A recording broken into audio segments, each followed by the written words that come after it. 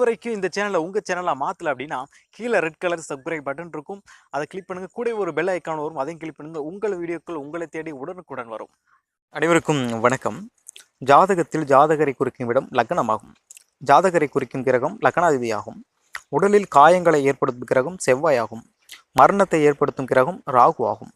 விபத்துக்கார வசிக்கும் கிரகம் செவ்வாய் மற்றும் ராகு ஆகும். எனவே லக்னாதிபதிக்கோ அல்லது லக்னத்திற்கோ செவ்வாய் ராகு சம்மந்தப்பட்டு இருந்தால் ஜாதகருக்கு விபத்து ஏற்பட வாய்ப்பு உண்டு.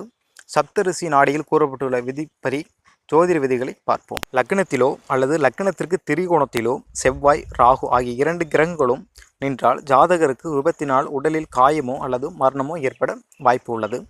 மற்றும் லக்னாதிபதிக்கு திரிகோணத்தில் 1, 5, 9 செவ்வாய் மற்றும் ராகு ஆகிய இரண்டு கிரகங்களும் நின்றிருந்தால் ஜாதகருக்கு விபத்து ஏற்பட வாய்ப்பு உண்டு.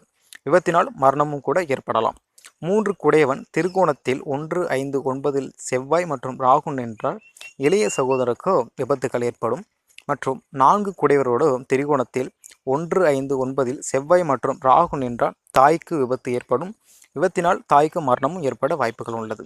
மற்றும் 5 குடையவரோடு திரிகோணத்தில் செவ்வாய் மற்றும் ராகு நின்றிருந்தால் 1, 5, 9 முதல் குழந்தை விபத்து ஏற்பட வாய்ப்புகள் உள்ளது. மற்றும் 7 கூடியவனோடு திரிகோணத்தில் 1, 5, 9 செவ்வாய் மற்றும் ராகு நின்றிருந்தால் மனைவி அல்லது கணவன் விபத்து ஏற்பட வாய்ப்புகள் உண்டு. 9 உடையவருக்கு திரிகோணத்தில் 1, 5, 9 செவ்வாய் மற்றும் ராகு நின்றால் தகப்பனுக்கு விபத்து ஏற்பட வாய்ப்புகள் உண்டு. 11 உடையவனுக்கு திரிகோணத்தில் 1, 5, 9 செவ்வாய் மற்றும் ராகு நின்றால் மூத்த சகோதரனுக்கு விபத்து ஏற்பட வாய்ப்புகள் உண்டு. இந்த வீடியோ உங்களுக்கு பிடிச்சிருந்தது அப்படின்னா லைக் பண்ணுங்கள், ஷேர் பண்ணுங்கள், கமெண்ட் பண்ணுங்கள். நன்றி.